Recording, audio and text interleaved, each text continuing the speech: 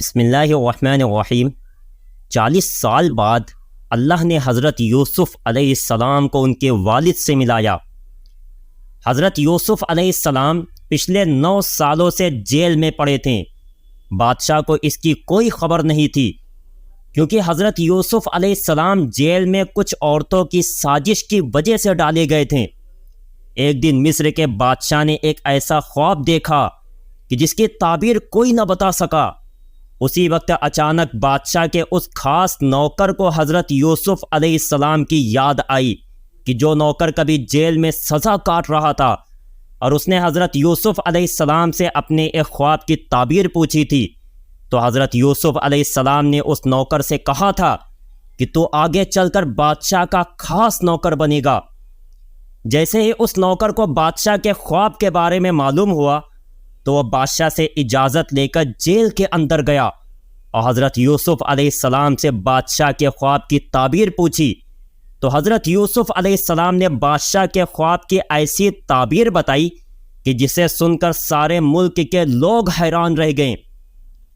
خواب کی ایسی تعبیر سن کر بادشاہ بہت حیران ہوا اور اس نے حکم دیا کہ اس نیک انسان کو جیل سے نکال کر میرے پاس لایا جائے۔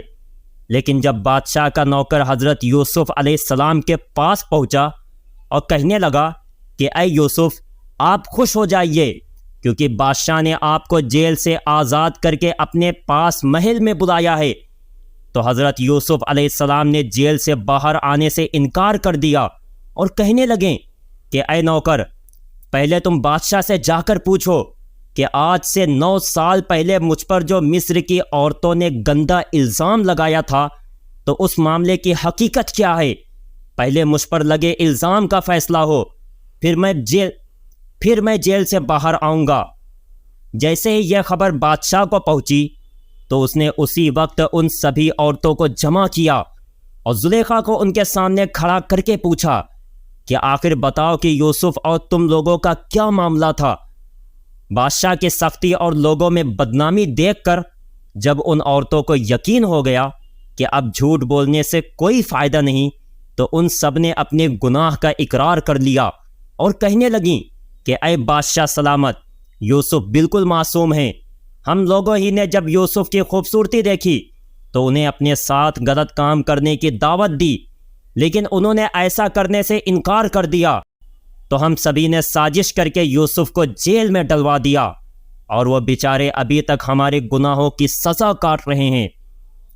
یہ بات پورے ملک میں ہوا کی طرح پھیل گئی اور ہر ایک حضرت یوسف علیہ السلام کو دیکھنے کے لیے بے چین ہو اٹھا۔ سبھی کی زبان پر بس ایک ہی بات تھی کہ آخر وہ نیک انسان کون ہے کہ جس نے ان عورتوں سے خود کو بچایا اور اپنی پاکیزہ عادتوں کی وجہ سے آج جیل میں 9 سالوں سے سزا کاٹ رہا ہے۔ لوگ حضرت یوسف علیہ السلام کو دیکھنے کے لیے بادشاہ کے محل کی طرف آنے لگے اور محل کے سامنے ایک بہت بڑی بھیڑ لگ گئی۔ بادشاہ کو بھی حضرت یوسف علیہ السلام کو دیکھنے کا شوق پیدا ہوا اور اس نے ان عورتوں کو سزا دے کر حضرت یوسف علیہ السلام کو جیل سے باہر بلایا۔ جب حضرت یوسف علیہ السلام 9 سال کے بعد جیل سے باہر نکلے اور بادشاہ کے محل پہنچے تو ہر طرف لوگوں کی بھیڑ لگ گئی اور سبھی حضرت یوسف کو دیکھنے کے لیے ایک دوسرے پر چڑھے جا رہے تھے۔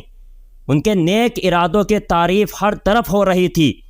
حضرت یوسف علیہ السلام چلتے ہوئے بادشاہ کے محل میں پہنچے تو جیسے ہی بادشاہ نے حضرت یوسف علیہ السلام کو دیکھا تو وہ اپنے تخت سے اٹھ گیا اور آگے بڑھ کر حضرت یوسف علیہ السلام کا خاص استقبال کیا اور پھر انہیں اپنے پاس شاہی تخت پر بٹھایا۔ حضرت یوسف علیہ السلام کا علم اور ان کی خوبصورتی دیکھ کر بادشاہ بھی بہت حیران تھا۔ بادشاہ نے حضرت یوسف علیہ السلام کے سامنے پھر سے اپنا وہی خواب چھیڑا اور کہنے لگا کہ اے نیک انسان، آپ کی بتائی گئی تعبیر کے مطابق اگلے 7 سالوں کے بعد میرے ملک مصر پر بہت بڑی مصیبت آ جائے گی، اس لیے اب مجھے کیا کرنا چاہیے؟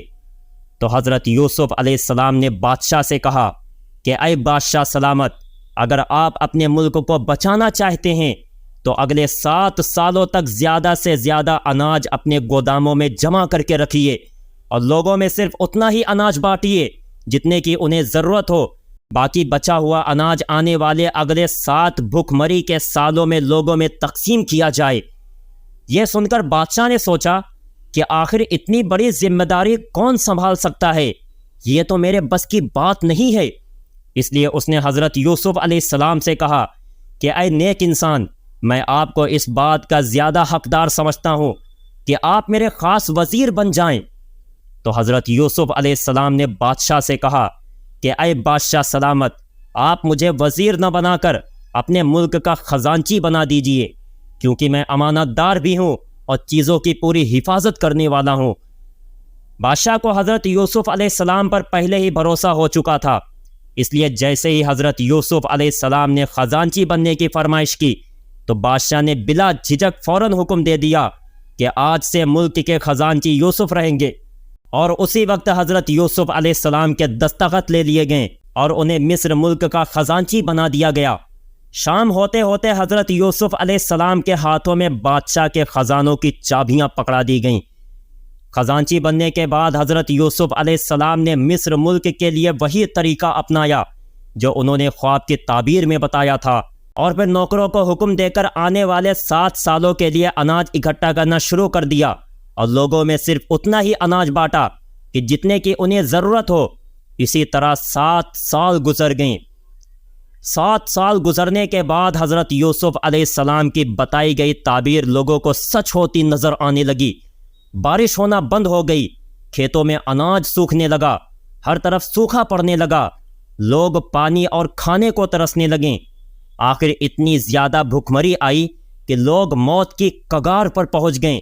تو اس وقت حضرت یوسف علیہ السلام نے جمع کیا ہوا اناج لوگوں میں مفت میں بانٹنا شروع کر دیا اور پورے مصر کو موت کے منہ سے باہر نکال لیا۔ حضرت یوسف علیہ السلام پہلے ہی نبی تھے، اس لیے وہ اپنے ملک اور لوگوں کے ساتھ بہت ہمدرد تھے اور ہر ایک کا بہت زیادہ خیال رکھتے تھے۔ ان کی ایسی ہی اچھی عادتوں کی وجہ سے پورے ملک کے لوگ ان سے بہت زیادہ محبت کرنے لگے تھے، اور مصیبت کے وقت انہوں نے بادشاہ اور ملک کے لوگوں کا جو ساتھ دیا تھا اسے دیکھ کر تو ہر کوئی حیران تھا۔ جب آنے والے 7 سالوں میں ہر طرف سوکھا پڑ گیا اور لوگ اناج و پانی کو ترسنے لگے تو لوگوں میں مشہور ہو گیا کہ مصر کے بادشاہ کا خزانچی اتنا نیک انسان ہے کہ وہ لوگوں میں مفت میں اناج بانٹ رہا ہے۔ یہ سن کر دور دور شہروں سے لوگ حضرت یوسف علیہ السلام کے پاس آنے لگیں۔ وہ اپنی ضرورت کا اناج و غلہ لے کر اپنے شہر واپس چلے جاتے۔ حضرت یوسف علیہ السلام کے والد حضرت یعقوب علیہ السلام آج بھی دن رات اپنے لڑکے یوسف کو یاد کرتے تھے اور اکثر ان کی یاد میں رویا کرتے تھے۔ حضرت یوسف علیہ السلام سے جدائی کے پورے 40 سال گزر چکے تھے، لیکن آج بھی یہ بوڑھا باپ اپنے اس چھوٹے سے بچے یوسف کو یاد کر کر کے اکثر رویا کرتا تھا۔ حضرت یوسف علیہ السلام کے والد حضرت یعقوب علیہ السلام اور ان کے لڑکے سب مصر شہر سے دور ایک گاؤں میں رہا کرتے تھے۔ بھوکمری کے دنوں میں اس گاؤں میں بھی اتنا زیادہ سوکھا پڑ گیا کہ لوگ دانے دانے کو ترسنے لگیں۔ تو حضرت یعقوب علیہ السلام کو جب اس بات کی خبر ہوئی کہ مصر کے بادشاہ کا خزانچی بہت نیک انسان ہے اور وہ لوگوں میں مفت میں اناج بانٹتا ہے، تو انہوں نے اپنے لڑکوں سے کہا کہ اے میرے بچوں، تم بھی مصر شہر جاؤ اور وہاں کے اس نیک بادشاہ کے خزانچی سے اپنے لیے کچھ اناج مانگو، مجھے پورا یقین ہے کہ وہ تمہیں اناج ضرور دے دیں گے۔ اس بوڑھے باپ کو نہیں پتا تھا کہ مصر کے تخت پر بیٹھا وہ نیک انسان جو لوگوں میں مفت میں اناج بانٹ رہا ہے وہ کوئی اور نہیں بلکہ اسی بوڑھے باپ کا لڑکا حضرت یوسف علیہ السلام ہے، کہ یہ وہی یوسف ہیں جو آج سے 40 سال پہلے بھائیوں کی دشمنی کی وجہ سے اپنے والد حضرت یعقوب علیہ السلام سے بچھڑ گئے تھے۔ حضرت یعقوب علیہ السلام بھی نبی تھے، اس لیے اللہ نے حضرت جبریل کے ذریعے انہیں بتا دیا تھا کہ اے یعقوب، ایک دن تمہارا لڑکا یوسف تمہارے پاس لوٹ کر ضرور آئے گا، تم اس کا انتظار کرنا۔ اللہ کی اس بات پر حضرت یعقوب علیہ السلام کو پورا یقین تھا اور وہ دن رات اپنے لڑکے یوسف کی یاد میں رویا کرتے تھے۔